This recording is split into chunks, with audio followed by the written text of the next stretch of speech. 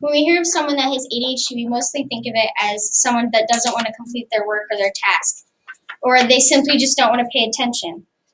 Teachers also believe that some of the students could be not as mature as the other kids in class. Parents may want to hold their child back in school because they think they aren't mature. In this informative speech, I hope to teach you the origin, the symptoms, and the rising diagnosis of people affected by ADHD. Going back to my first point, the origin. In 1902, Sir George Still discovered the disorder as saying it was an abnormal defect of the moral control of children, even though these children were on the same intellectual status as the rest of the children. In 1936, Dr. Charles Bradley discovered a medicine called Benzedrine while giving it to patients for headaches. He discovered that there was effects on the behavior of children after giving this medication. He discovered that their emotional status or their emotional responses, social interactions, and school performances greatly improved. Next, in 1955, the medicine Ritalin became more popular and is still used to this day. In the 1990s, the rising diagnosis increased. And because the parents of students becoming more aware of the disorder and reporting their child's symptoms to get them medicated. After learning the origin, we must move on to the symptoms. The first symptom of ADHD to look for is inattention or failing to pay close attention to the task given. For example, students may not complete tasks fully or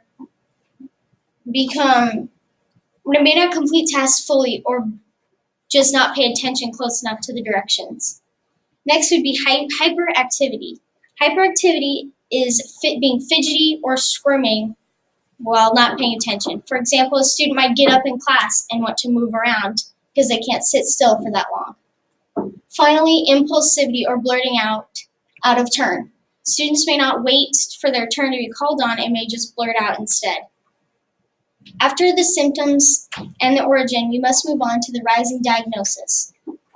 The rising diagnosis,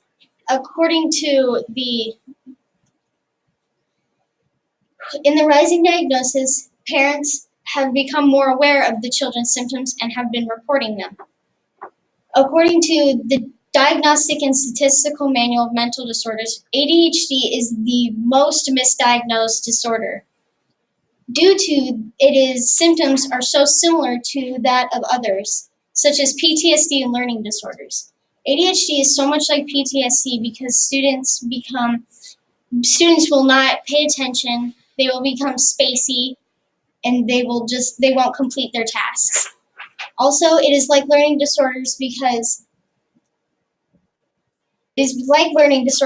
students will pretend to read and pretend to do their schoolwork just as they not physically not being able to. Now that you've learned the origin, the symptoms, and the rising diagnosis of ADHD, I hope you now realize that ADHD just isn't the child blurting out in class, getting up, not being mature. It can be someone like me, someone who is a varsity athlete, a member of student council, a student taking college classes. Thank you.